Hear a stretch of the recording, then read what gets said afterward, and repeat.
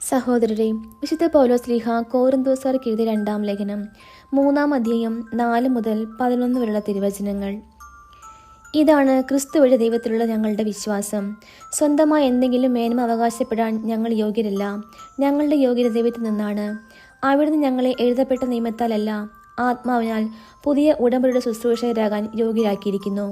എന്തെന്നാൽ എഴുതപ്പെട്ട നിയമം മൃതിപ്പെടുത്തുന്നു, ആത്മാവ് ജീവിപ്പിക്കുന്നു. കൽപ്പലകിൽ എഴുതപ്പെട്ട മരണത്തിൻ്റെ നിയമം തേജസ്സിലാണ് നൽകപ്പെട്ടത്. ആ തേജസ് മങ്ങിക്കൊണ്ടിരുന്നപ്പോൾ പോലും ഇസ്രായേൽ ജനത്തിന് നോക്കാനാവാത്ത വിധം മോശയുടെ മുഖത്തിൽ ജ്വലിപ്പിച്ചു. അങ്ങനെയെങ്കിൽ ആത്മാവിൻ്റെ ശുശ്രൂഷ എത്രയേറെ തേജസ്സുറ്റതായിരിക്കും. എന്തുകൊണ്ടെന്നാൽ ശിക്ഷാവിധിയുടെ ശുശ്രൂഷ തേജോമയമായിരുന്നെങ്കിൽ നീതിയുടെ ശുശ്രൂഷ അതിനേക്കാൾ കൂടുതൽ തേജോമയമായിരിക്കണം. ഒരിക്കൽ പ്രശോഭിച്ചിരുന്നത് അതിനെ അതിശയിക്കുന്ന മറ്റൊരു ശോഭ മൂലം നിഷ്പ്രഭമായി തീർന്നു. മങ്ങി മറഞ്ഞു പോയൊരു തേജസ്സുള്ളതായിരുന്നെങ്കിൽ നിലനിൽക്കുന്നത് തീർച്ചയായും അതിനേക്കാൾ തേജസ്സുള്ളതായിരിക്കണം. നമ്മുടെ കർത്താവായ മിശിഹായ്ക്ക് സ്തുതി. സഹോദരരെ, വിശുദ്ധ ലൂക്ക എഴുതിയ സുവിശേഷം 24-ാം അധ്യായം 44 മുതൽ 48 തിരുവചനങ്ങൾ.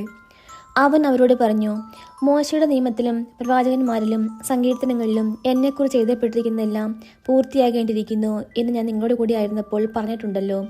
വിശുദ്ധ ലിഖിതങ്ങൾ ഗ്രഹിക്കാൻ തക്കവിധം അവരുടെ മനസ്സ് അവൻ തുറന്നു. അവൻ പറഞ്ഞു, ഇങ്ങനെ എഴുതപ്പെട്ടിരിക്കുന്നു, ക്രിസ്തു സഹിക്കുകയും 3-ാം ദിവസം മരിച്ചിൽ നിന്ന് ഉയർത്തി നിൽക്കുകയും ചെയ്യണം. പാപമോചനത്തിലുള്ള അനുതാപം അവന്റെ നാമത്തിൽ ജെറുസലേമിൽ ആരംഭിച്ച് എല്ലാ ജനതകളോടും പ്രഘോഷിക്കപ്പെടേണ്ടിയിരിക്കുന്നു. നിങ്ങൾ ഇവയ്ക്ക് സാക്ഷികളാണ്. നമ്മുടെ കർത്താവായ മിശിഹായ്ക്ക് സ്തുതി.